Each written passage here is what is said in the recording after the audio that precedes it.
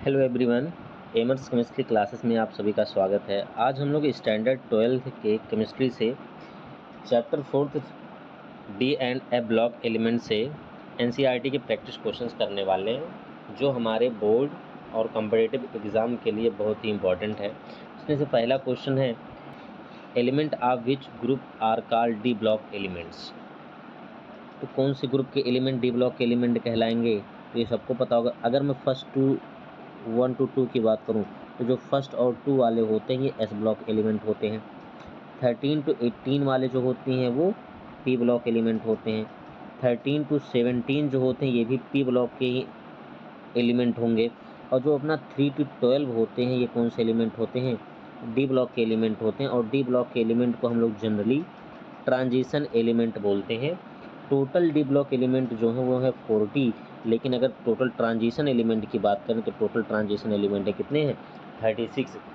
यानी कहने का मतलब यही हो गया कि 4 एलिमेंट ऐसे हैं जो ट्रांजिशन एलिमेंट नहीं हैं। वो हैं अपने कौन से, जिंक है, कैडमियम है, मरकरी है, अनबारियम है, यूयूबी। ये अपने 4 एलिमेंट ऐसे हैं जो ट्रांजिशन एलिमेंट नहीं है। तो यहाँ पे करेक्ट ऑप्शन क्या हो जाएगा क्वेश्चन का, element of which group are called D block element. तो ऑप्शन हो जाएगा बी, 3 to 12, जिसे हम लोग बोलते हैं कौन सा, third B to second B. ठीक है, तो फर्स्ट का ऑप्शन हो जाएगा बी, करेक्ट हो जाएगा। अब हम लोग क्वेश्चन नंबर सेकंड पे चलते हैं। तो क्वेश्चन नंबर सेकंड का क्या कह रहा है, which among the following has the vacant S orbitals. इसमें कौन सा ऐसा एलिमेंट है जिसका एस ऑर्बिटल क्या होगा, वैकेंट होगा। तो यहाँ पे ऑप्शन कौन सा हो जाएगा, पैलेडियम। ऑप्शन कौन सा हो जाएगा, पैलेडियम पीडी। पैलेडियम के जो 5s होता, 5s पैलेडियम के 5s में, पैलेडियम के 5s में कितने इलेक्ट्रॉन होते हैं, 0 इलेक्ट्रॉन होते हैं। कितने इलेक्ट्रॉन होते हैं, 0 इलेक्ट्रॉन होते हैं। नेक्स्ट क्वेश्चन बोला गया, तो यहाँ पे फर्स्ट का कौन सा ऑप्शन करेक्ट था, फर्स्ट का ऑप्शन बी करेक्ट था, और सेकंड का भी ऑप्शन बी करेक्ट होगा। क्लियर। अब हम लोग क्वेश्चन नंबर थर्ड की बात कर लेते हैं, which of following is not considered transition element. तो हमने बोला गया था टोटल डी, अभी भी हमने बताया टोटल डी ब्लॉक एलिमेंट कितने हैं। तो टोटल डी ब्लॉक एलिमेंट जो हैं वो 40 हैं, जिसमें से केवल 36 डी ब्लॉक एलिमेंट ही ट्रांजिशन एलिमेंट हैं। कौन कौन से एलिमेंट ट्रांजिशन एलिमेंट नहीं है, तो हमने बोला था जिंक है, कैडमियम है, मरकरी है, और अनबारियम है। ये 4 एलिमेंट ऐसे हैं जो डी ब्लॉक एलिमेंट हैं, लेकिन क्या नहीं है, ट्रांजिशन एलिमेंट नहीं है। तो यहाँ पे ऑप्शन कौन सा बन जाएगा, यहाँ ऑप्शन बन जाएगा जिंक। कौन सा ऑप्शन बन जाएगा, जिंक। तो थर्ड का कौन सा ऑप्शन करेक्ट है, ए ऑप्शन करेक्ट हो जाएगा। कौन सा ऑप्शन करेक्ट हो जाएगा, ए। अब हम लोग क्वेश्चन नंबर 4 पे चलते हैं। क्वेश्चन नंबर 4 बोला गया है, identify the correct order of ionic radii.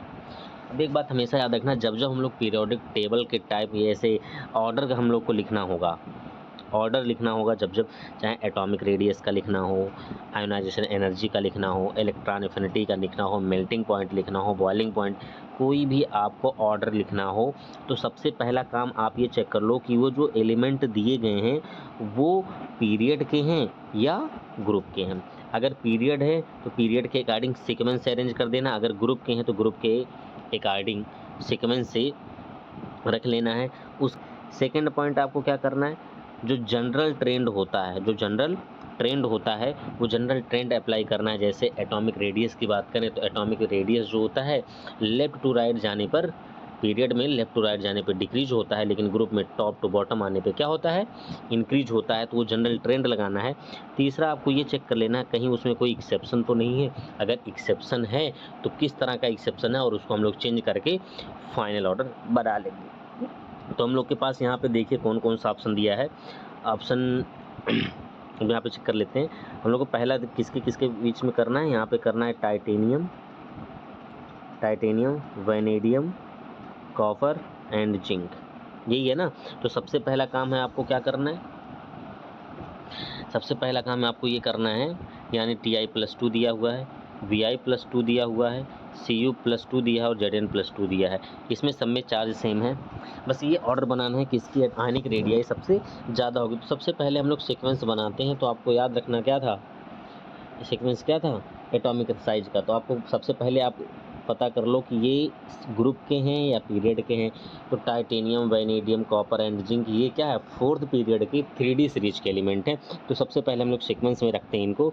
तो सबसे पहले क्या आता है, सबसे पहले आएगा स्कैंडियम आता है, उसके बाद क्या आता है, टाइटेनियम आता है। तो यहाँ टाइटेनियम +2, उसके बाद वैनेडियम +2, उसके बाद किसको रखना है, कॉपर +2, उसके बाद किसको, जिंक +2। यानी जो हमने यहाँ पे ऑर्डर लिखा है वो किस तरह से ही है, वो किस तरह से है, जैसे एलिमेंट को रखा गया है वैसे लिखा गया। अब हम लोग क्या करते हैं, आयनिक रेडियाई का ऑर्डर लिखते हैं। पहला हमने इसको पीरियड में सीक्वेंस के अकॉर्डिंग रख लिया। अब सेकंड पॉइंट में क्या करना है, आप ये चेक कर लो कि किसी भी पीरियड में लेफ्ट टू राइट जाने पे एटॉमिक साइज या आयनिक रेडियाई पे किस तरह चेंज होता है। तो ये पता है हम लोगों को कि किसी भी पीरियड में अगर लेफ्ट टू राइट जाते हैं तो क्या होता है, जेड इफेक्टिव के इंक्रीज होने की वजह से, जेड इफेक्टिव के इंक्रीज होने की वजह से जो एटॉमिक साइज होता है वो क्या हो जाता है, डिक्रीज होता है। तो यहाँ पे अगर हम लोग ऑर्डर बनाएंगे तो टाइटेनियम का क्या होगा सबसे ज़्यादा, वैनेडियम +2 का उससे ज़्यादा, कॉपर +2 का, जिंक +2 से क्या होगा, ज़्यादा होना चाहिए, जनरल ट्रेंड। अब आपको ये चेक करो कोई एक्सेप्शन तो नहीं है। तो हम लोगों ने पढ़ रखा था जो डी ब्लॉक एलिमेंट होते हैं, डी ब्लॉक एलिमेंट में एटॉमिक साइज पहले क्या होता है, डिक्रीज, फिर कांस्टेंट, उसके बाद क्या होता है, इंक्रीज। तो एटॉमिक साइज जो होता है ना वो कॉपर से जिंक की जब हम लोग बात करते हैं तो जो जिंक की एटॉमिक साइज होती है, किसकी एटॉमिक साइज, जिंक की जो एटॉमिक साइज होती है वो कॉपर से क्या होती है, ज़्यादा होती है। तो यहाँ पे अगर हम लोग ऑर्डर बनाने की कोशिश करें तो सबसे ज़्यादा किसका आएगा, टाइटेनियम +2 का, उससे कम वैनेडियम +2 का, तो उससे कम जेडियन +2 का, और सबसे कम किसका हो जाएगा, कॉपर +2 का। तो यहाँ पे ऑर्डर बनेगा क्या, सबसे पहले टाइटेनियम रखना है। तो टाइटेनियम सबसे पहले किस में है, फर्स्ट में है और डी में है, यानी सी ऑप्शन है और बी ऑप्शन तो नहीं होगा। बचा कौन सा, ए एंड डी बचा हुआ है। इनमें पहले टाइटेनियम उसके बाद वैनेडियम है, फिर उसके बाद क्या होना चाहिए, जिंक होना चाहिए। जिंक किस में है, फोर्थ, देखो थर्ड में जिंक, फर्स्ट वाले में जिंक है नहीं तो फर्स्ट का नहीं होगा, कौन सा हो जाएगा, डी। यानी कहने का मतलब क्या हो गया कि जो अपना फोर्थ क्वेश्चन है, फोर्थ क्वेश्चन का आंसर क्या बनेगा, फोर्थ क्वेश्चन का आंसर बनेगा डी। क्या बनेगा, डी। ठीक है, हम लोग इसके ऐसे ही क्या कर देंगे। फिफ्थ क्वेश्चन पे आते हैं। फिफ्थ क्वेश्चन क्या बोल रहा है, which element in 3D series has minimum enthalpy of atomization. Enthalpy of atomization का मतलब क्या होता है कि किसी भी मेटल का अगर लैटिस स्ट्रक्चर दिया है, किसी मेटल का अगर लैटिस है तो उस लैटिस को आइसोलेटेड गैसियस एटम में कन्वर्ट करने के लिए जितनी मिनिमम अमाउंट ऑफ एनर्जी की रिक्वायरमेंट होगी उसी एनर्जी को कौन सी एनर्जी बोला जाता है, एंथैल्पी ऑफ एटोमाइजेशन बोलेंगे। क्या बोलेंगे, एंथैल्पी ऑफ एटोमाइजेशन बोलते हैं। तो यहाँ पे अगर हम लोग सबसे कम एंथैल्पी ऑफ एटोमाइजेशन की बात करें तो सबसे कम एंथैल्पी ऑफ एटोमाइजेशन किसका होता है, जिंक का होता है। किसका होता है, जिंक का होता है। ठीक है, और सबसे ज़्यादा अगर हम लोग बात करें एंथैल्पी ऑफ एटोमाइजेशन का तो सबसे ज़्यादा होता है वैनेडियम का 3D सीरीज में। ठीक है, अब हम लोग चलते हैं क्वेश्चन नंबर 6 पर। किस पर, क्वेश्चन नंबर 6 पर। तो क्वेश्चन नंबर 6 क्या कह रहा है, question number, what is the correct order of melting point of element of first transition series. तो इसमें क्या होगा, मेल्टिंग पॉइंट में आपको क्या बताया गया है, मेल्टिंग पॉइंट में ही बताया गया, मेल्टिंग पॉइंट जो होता है वो डायरेक्टली प्रोपोर्शनल होता है किसके, नंबर ऑफ अनपेयर्ड इलेक्ट्रॉन के। किसके, नंबर ऑफ अनपेयर्ड इलेक्ट्रॉन। जितने ज़्यादा अनपेयर्ड इलेक्ट्रॉन होंगे उनकी मेल्टिंग पॉइंट उतनी ही ज़्यादा होगी। साथ ही साथ ये भी देखना है कि उसमें जो मेटेलिक बॉन्ड स्ट्रेंथ होता है, मेटेलिक बॉन्ड स्ट्रेंथ जो होता है, जिसमें मेटेलिक बॉन्ड स्ट्रेंथ ज़्यादा होगा उसकी मेल्टिंग पॉइंट क्या होगी, ज़्यादा होगी। तो यहाँ पे सारे एलिमेंट कौन से सीरीज के हैं, 3D सीरीज के हैं। अब 3D सीरीज में आपको बस इतना देखना है, नंबर ऑफ अनपेयर्ड इलेक्ट्रॉन जिसमें ज़्यादा होगा उसकी मेल्टिंग पॉइंट क्या होगी, ज़्यादा होगी। तो अब क्या करना है, सबसे पहले हम लोग 3D सीरीज के एलिमेंट को लिख लेते हैं। तो 3D सीरीज के एलिमेंट अगर हम लोग बात करें तो 3D सीरीज के एलिमेंट कौन कौन से हैं, पहला है Sc, फिर क्या आएगा Ti, फिर वेनेडियम, फिर क्रोमियम, फिर मैग्नीज, उसके बाद आयरन, उसके बाद कोबाल्ट, फिर निकिल, उसके बाद कॉपर, फिर किसका आएगा, जेडेन का आएगा। तो अब क्या करना है, ये जो एमएन है ना, एमएन को उठा करके कहाँ पर रख देना है, बस आपको यह ध्यान में रखना है, एमएन को उठा करके कॉपर से पहले, एमएन को उठा कर कहाँ रख देना है, कॉपर से पहले। अब ध्यान से सुनो, अब ध्यान सुनो, Mn को उठा के कॉपर से पहले रख देना। अब ध्यान से सुनो ये क्या है, अब ध्यान से सुनो, अगर मैं स्कैंडियम, टाइटेनियम, वैनेडियम और क्रोमियम की बात करूं तो Sc से लेकर Cr तक क्या होता है, number of unpaired electron increase होते जाते हैं, जिसकी वजह से मेल्टिंग पॉइंट क्या होती जाती है, Sc से लेकर क्रोमियम तक बढ़ती जाती है। Sc से लेकर क्रोमियम तक क्या हो जाती है, बढ़ती जाती है। अगर मैं बात करूं डी ब्लॉक एलिमेंट में, तो डी ब्लॉक एलिमेंट में सबसे ज़्यादा जो मेल्टिंग पॉइंट होता है वो किनका किनका होता है, क्रोमियम हो गया, मॉलिब्डेनम हो गया और टंगस्टन हो गया। तो ये 3 एलिमेंट की मेल्टिंग पॉइंट सबसे ज़्यादा होती है। जिसमें सबसे ज़्यादा मेल्टिंग पॉइंट किसकी होती है, तो होता है टंगस्टन का, उससे कम होता है मॉलिब्डेनम का, उससे कम होता है क्रोमियम का। तो इन तीनों में ऑर्डर तो ऐसे बनने वाला मेल्टिंग पॉइंट का। 3D सीरीज़ की बात करें तो 3D सीरीज़ में सबसे ज़्यादा किसका होता है, क्रोमियम का। क्यों, क्योंकि क्रोमियम के पास नंबर ऑफ इलेक्ट्रॉन क्या होते हैं, सबसे ज़्यादा होते हैं। तो सर अब क्वेश्चन ये उठा है, क्रोमियम के पास, सर आपने ये तो कह दिया, तो क्रोमियम के पास 6 अनपेयर्ड इलेक्ट्रॉन है। मैग्नीज के पास भी सर 5 अनपेयर्ड इलेक्ट्रॉन है। कितने अनपेयर्ड इलेक्ट्रॉन है, 5 इलेक्ट्रॉन है। तो आपने मैग्नीज को बोल दिया कि कॉपर के बाद रखना है, कॉपर से पहले रखा है आपने। ऐसा क्यों किया है, क्योंकि जो मैग्नीज होता है, मैग्नीज इसकी कोई लैटिस स्ट्रक्चर नहीं होती है। मैग्नीज की कोई लैटिस स्ट्रक्चर नहीं होती है। कोई लैटिस स्ट्रक्चर ना होने की वजह से मैग्नीज का melting point and boiling point abnormally low होता है। मैग्नीज के मेल्टिंग पॉइंट क्या होता है, एबनॉर्मली लो। मैग्नीज के साथ साथ एक एलिमेंट और आता है जिसे हम लोग बोलते हैं टेक्नीशियम। तो मैग्नीज और टेक्नीशियम का जो मेल्टिंग पॉइंट होता है ये एबनॉर्मली लो होता है। क्यों, क्योंकि जो मैग्नीज है इसकी कोई लैटिस स्ट्रक्चर नहीं होता है। ठीक है, तो आपको क्या रखना है, Sc से Cr तक क्या हो रहा है, नंबर ऑफ अनपेयर्ड इलेक्ट्रॉन बढ़ रहे हैं, इसलिए क्या होता जाएगा, Sc से लेकर Cr तक मेल्टिंग पॉइंट बढ़ेगा। फिर उसके बाद बोला गया क्या कि Mn को उठा के कहाँ रखना है, Mn को उठा करके कॉपर से पहले रखना है। तो यहाँ पे E कर देंगे हम लोग क्या, Mn, यहाँ पे रखेंगे हम लोग Mn। अब क्या करना है, अब उसके बाद ध्यान से, सबसे ज़्यादा किसका होता है, क्रोमियम। 3D में सबसे ज़्यादा किसका होता है, क्रोमियम। अब क्रोमियम के बाद जिससे आएंगे उनका क्या हो जाएगा, मेल्टिंग पॉइंट घटता जाएगा। तो इनके मेल्टिंग पॉइंट का ऑर्डर कुछ हम लोग कैसा बनाएंगे, ऐसा। अब हम लोग को किसका किसका ध्यान में रखना, Mn का, Cr का, वेनेडियम का, टाइटेनियम का। तो सबसे ज़्यादा किसका होता है, सबसे ज़्यादा तो होता है क्रोमियम, क्योंकि इसके पास सबसे ज़्यादा नंबर ऑफ अनपेयर्ड इलेक्ट्रॉन। तो क्रोमियम सबसे ज़्यादा किस में है, फर्स्ट ऑप्शन में क्रोमियम सेकंड पोजीशन पे, बी वाले में थर्ड पोजीशन पे। तो ए और बी तो नहीं हो सकता। और कौन सा बच रहा है, बच रहा है सी एंड डी। अब सी और डी में देख लो, सबसे ज़्यादा क्रोमियम का है, किसका है, क्रोमियम का, उससे कम वैनेडियम का, उससे कम टाइटेनियम का, उससे कम स्कैंडियम का। तो क्या है, क्रोमियम, वैनेडियम कहाँ है, फिर उसके बाद टाइटेनियम। अच्छा उसके बाद देखो स्कैंडियम का ऑप्शन कहीं दिया है ना, मैग्नीज का दिया, तो इसके बाद किसका आ जाएगा, मैग्नीज का आ जाएगा। तो यानी कि 6 का ऑप्शन डी करेक्ट हो जाएगा। कौन सा ऑप्शन करेक्ट हो जाएगा, डी। तो हम इसे इरेज करते हैं यहाँ से, 6 का ऑप्शन नंबर डी सही करते हैं हम लोग, 6 का ऑप्शन नंबर डी,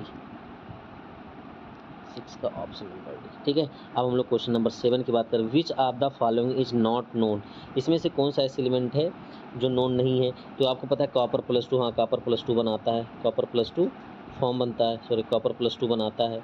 अगर हम लोग बात करें Sc प्लस 2 नहीं, स्कैंडियम केवल +3 बनाता है। स्कैंडियम क्या बनाता है, +3। क्या Fe प्लस 2 बनता है, हाँ Fe प्लस 2 भी बनता है। क्या क्रोमियम प्लस 2 बनता है, हाँ क्रोमियम प्लस 2 बनता है। क्रोमियम प्लस 2 भी बनाता है, +3 बनाता है, +4 भी बनाता है।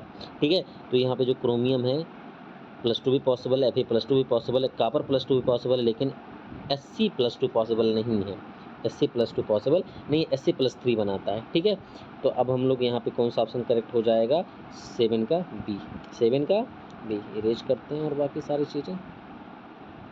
हम लोग बढ़ेंगे क्वेश्चन नंबर 8 में। इसमें क्वेश्चन नंबर 8, क्वेश्चन नंबर 8 कह रहा है which element 3D series show +1 oxidation state. तो +1 ऑक्सीडेशन स्टेट शो करने की जो टेंडेंसी होती है वो किसमें किसमें होती है, कॉपर के पास। 3D सीरीज में किसके पास होती है, कॉपर के पास जो होता है। कॉपर जो होता है वो केवल +1 और +2 शो करता है। अच्छा कुछ बुक में ये भी बोला गया जो क्रोमियम होता है ना, क्रोमियम +1 शो कर सकता है। तो यहाँ पे देखो क्वेश्चन नंबर 8 में क्रोमियम का कहीं है ही नहीं, बचा कौन सा, कॉपर। तो कॉपर क्या शो करता है, +1, क्या शो करता है, +1। तो यहाँ पे ऑप्शन कौन बन जाएगा, ऑप्शन बी। अब हम लोग क्वेश्चन नंबर किस, और Zn की बात करें तो Zn क्या देता है ओनली +2। निकिल जो होता है +2 भी देता है, +3 भी देता है, +4 भी देता है। Scandium only +3 oxidation state show करती है। तो ये बात आपको ध्यान में रखनी है। अब हम लोग इसको करते हैं इरेज। अब हम लोग आते हैं question number 9, question number 9, question number 9 का which of the following is diamagnetic. Magnetic behaviour बताना है। तो आपको बताया गया था या जानकारी होगी मैग्नेटिक बिहेवियर कैसे निकालते हैं। मैग्नेटिक बिहेवियर में आपको बताया गया था हम लोग मैग्नेटिक मोमेंट की वैल्यू निकालते हैं। किसकी वैल्यू निकालते हैं? मैग्नेटिक मोमेंट म्यू कैसे निकाला जाता है? म्यू निकाला जाता है √n+2 से, जहाँ पे क्या होता है, n क्या है? n है number of unpaired electron, number of unpaired electron. अगर म्यू की वैल्यू 0 होगा, म्यू की वैल्यू क्या हो जाए? 0, तो हो जाएगा डायमैग्नेटिक। अगर म्यू की वैल्यू 0 ना हो तो कैसा होता है? पैरामैग्नेटिक। कैसा होगा? पैरामैग्नेटिक। अगर सर n की वैल्यू की बात करें, n क्या है? Number of unpaired. अगर किसी भी एलिमेंट का इलेक्ट्रॉनिक कॉन्फ़िगरेशन करने पर किसी भी ऑर्बिटल में एक भी अनपेयर्ड इलेक्ट्रॉन, अगर n की वैल्यू अनपेयर्ड इलेक्ट्रॉन के नंबर जो है वो 0 हो जाए तो कैसा हो जाएगा? डायमैग्नेटिक। कैसा हो जाएगा? डायमैग्नेटिक। अगर नंबर ऑफ अनपेयर्ड इलेक्ट्रॉन की वैल्यू कुछ भी मिला, कम से कम 1 भी मिल गई ना, तो कैसा हो जाएगा? पैरामैग्नेटिक हो जाएगा। कैसा हो जाएगा? पैरामैग्नेटिक। यानी कि अगर ऑल इलेक्ट्रॉन पेयर्ड होंगे तो वो डायमैग्नेटिक, अगर एक भी अनपेयर्ड इलेक्ट्रॉन मिल गया तो कैसा हो जाएगा? पैरामैग्नेटिक। कैसा हो जाएगा? पैरामैग्नेटिक। ये बात ध्यान में रखना। और डायपोल मोमेंट कैसे मैग्नेटिक मोमेंट कैसे निकाल रहे हो? म्यू √n+, तो ऐसे निकाला जाता है। इसको थोड़ा हम लोग इरेज करते हैं। और थोड़ी सी बात आपको ध्यान में ये रखना है कि अगर हम लोग पैरामैग्नेटिज्म की बात करें, टू एलिमेंट में किसका पैरामैग्नेटिज्म नेचर ज़्यादा, तो आप ये देखना हमेशा म्यू जो है, म्यू मैग्नेटिक मोमेंट, वो डायरेक्टली प्रोपोर्शनल होता है नंबर ऑफ अनपेयर्ड इलेक्ट्रॉन। और नंबर ऑफ अनपेयर्ड इलेक्ट्रॉन जितनी ज़्यादा होती हैं उसमें मैग्नेटिक नेचर उतनी ज़्यादा होती है, यानी पैरामैग्नेटिज्म उतना ही क्या होगा? ज़्यादा होगा। अगर म्यू की वैल्यू 0 हो जाएगी तो क्या हो जाएगा? डायमैग्नेटिज्म। तो क्वेश्चन ऐसे पूछा जा सकता है किसमें पैरामैग्नेटिज्म नेचर ज़्यादा है, तो आप देख लो जिसका मैग्नेटिक मोमेंट ज़्यादा हो या जिसके पास नंबर ऑफ अनपेयर्ड इलेक्ट्रॉन ज़्यादा होंगे वो उसमें पैरामैग्नेटिज्म नेचर क्या होगा? ज़्यादा होगा। तो अब हम लोग को क्वेश्चन ये देखना है कि कौन है जो डायमैग्नेटिक है। तो सबसे पहले हम लोग इलेक्ट्रॉनिक कॉन्फ़िगरेशन करते हैं। कॉपर का इलेक्ट्रॉनिक कॉन्फ़िगरेशन करते हैं। तो यहाँ Cu+2 है, तो सबसे पहले हम लोग कॉपर का करेंगे। यहाँ पे देखो कॉपर, जिंक, कोबाल्ट और निकल आ रहा है। ये 3D सीरीज के एलिमेंट है। इसके लिए हम लोग इनर्ट गैस आर्गन ले लेते हैं। बार बार हम नहीं लिखेंगे, एक बार मैंने लिखा आर्गन।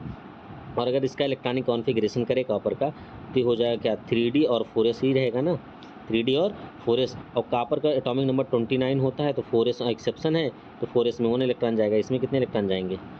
कितने इलेक्ट्रॉन? 10 इलेक्ट्रॉन। कितने इलेक्ट्रॉन? 10 इलेक्ट्रॉन। ठीक है। अब देखो Cu+2 की बात कर रहे हैं। जब Cu+2 की बात करेंगे तो 2 इलेक्ट्रॉन रिमूव करना है, तो 1 इलेक्ट्रॉन तो यहाँ से जाएगा 4s से, और 1 इलेक्ट्रॉन कहाँ से जाएगा? 3D10 से। तो कितना बचेगा? 3D9। और जब 3D9 बचेगा तो D में कितने ऑर्बिटल्स बनते हैं? 5। 1 2 3 1 2 3 4 और एक हो गया 5। D में कितने इलेक्ट्रॉन है? 9। तो 1 इलेक्ट्रॉन यहाँ पे 1 2 3 4 5। उसके बाद यहाँ पे जाएगा 6 7 8, हो जाएगा 9। कि यहाँ पे सारे के सारे इलेक्ट्रॉन पेयर्ड हैं। ये वाला अकेला ऐसा इलेक्ट्रॉन है जो कैसा है? अनपेयर्ड है। तो number of unpaired electron Cu+2 में कितना मिला है? 1। कितना मिला है? 1। अब ऐसे हम लोग जिंक+2 की बात करेंगे। किसकी बात करेंगे? जिंक+2। जब हम लोग जिंक+2 की बात करेंगे तो जिंक+2 में नंबर ऑफ अनपेयर्ड इलेक्ट्रॉन निकालेंगे, तो इसका इलेक्ट्रॉनिक कॉन्फ़िगरेशन करेंगे। जिंक का एटॉमिक नंबर होता है 30, तो यहाँ पे क्या हो जाएगा? 3D और ये हो जाएगा 4s। अगर हम लोग केवल जिंक का करें तो ये 4s2 3D10। आर्गन 18 18 2 20 10 30। अब Zn+2 की बात करें, यानी 2 इलेक्ट्रॉन इसने रिमूव करा होगा। रिमूव कहाँ से हुआ होगा? आउटर सेल से। यानी 4s से अगर 2 इलेक्ट्रॉन रिमूव हो जाएगा तो 4s में बचेगा 0, तो बचेगा D10 3D10। यहाँ 9 इलेक्ट्रॉन भरा है तो 1 इलेक्ट्रॉन और आके यहाँ फिल हो जाएगा, तो टोटल 10 इलेक्ट्रॉन हो जाएंगे। तो यहाँ पे नंबर ऑफ अनपेयर्ड इलेक्ट्रॉन क्या हो जाएगा? 0। अगर आपको बताया कि अगर नंबर ऑफ अनपेयर्ड इलेक्ट्रॉन 0 हो जाता है तो क्या हो जाता है? n की वैल्यू अगर 0 हो जाए तो कैसा होता है? डायमैग्नेटिक। तो हमको ही पहचानना था कि इसमें से डायमैग्नेटिक कौन है, तो बी वाला ऑप्शन अपना क्या हो जाएगा?